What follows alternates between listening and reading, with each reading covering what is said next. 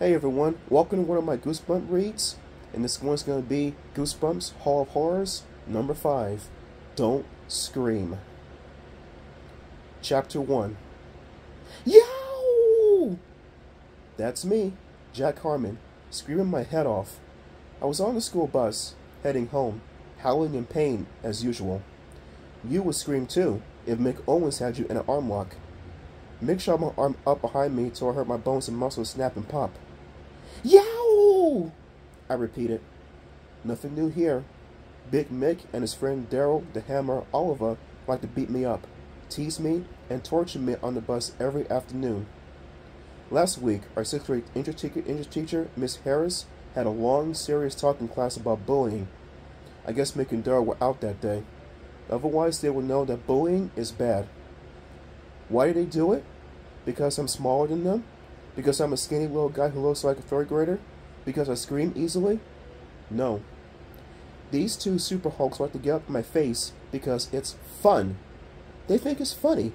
It makes them laugh. You should see the big grins on their faces whenever I beg and plead for them to pick on someone their own size. And then, as soon as I start to scream, it's belly laugh time for those two losers. One day, I complained to Charlene, the school bus driver, but she said, "I'm a bus driver, not a referee." Not too helpful. And so here we were in the narrow aisle at the back of the bus. Mick with a big grin on his red, round cheek face. Me with my arm twisted behind my back. Daryl watched from his seat. The other kids on the bus faced forward, pretending nothing was happening. Yo! Mick swiped his big fist at my head and tugged off my Red Sox cap. "Hey, give it back!" I cried. I made a grab for it, but he sent it sailing across the aisle to Daryl. Daryl caught it and waved it at me. "Nice cap, dude." I dove for it, stumbled, and fell halfway down the aisle. Daryl passed my cap back to his good buddy. I turned, breathing hard. "Give it back." "It's my cap now," Mick said. He slapped it onto his curly blonde hair. His head is so big, the cap didn't fit. I dove again, hands outstretched. I almost grabbed the cap back, but Mick heaved it to Daryl. I swung around to Daryl, and he tossed it over back upon head to Mick. The bus slowed, then bumped to a stop. I bounced hard into the back of my seat. I glanced out the window. We were at Mick's house. "Give me back my Red Sox cap," I said. I stuck out my hand. "You want it?" Mick grinned at me. "You really want it?" "Here." He held the cap upside down in front of him and spit into it.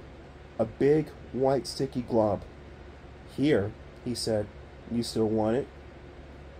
I stared into the cap, staring at the disgusting white glob of spit. Daryl hee-hawed like a donkey. He thinks everything Mick does is a riot. "You still want your cap?" Mick repeated. He held it out of my reach. "Tell you what, Jacko. Give me your watch, and you get your cap." "That's totally fair," Daryl said. "No way!" I cried. "My grandfather gave me this watch. No way!" The watch was a special present for my 12th birthday. It means a lot to me. I never take it off. "How about it, Jacko?" Mick still got his hand. "The watch for your Red Sox cap." "Yo, Mick, see a house outside the window?" Charlene yelled from behind the wheel. "You want to keep us all here until dinner time? What's your mom serving us?" A few kids laughed at that, but most kids are too terrified of Mick to ever laugh around him. "Mick, stop torturing Jack," Charlene yelled. "Give him back his cap and get off my bus." Okay, no problem," Mick said with a sneer. He jammed the cap onto my head, so hard my feet nearly went through the bus floor. I could feel the sticky glob of spit in my hair. Mick trotted to the door at the front. Daryl gave me a friendly punch in the ribs. Then he followed his buddy off the bus. I let out a long sigh of relief. I had survived another trip home on the school bus. I watched Mick and Daryl jog up the driveway to Mick's little red brick house. They punched each other as they ran. You know, kidding around. I swapped into the nearest seat. I shut my eyes and took a deep breath. No permanent wounds. That meant it was a good day. Glancing down, I saw something on the seat next to me. A silvery cell phone.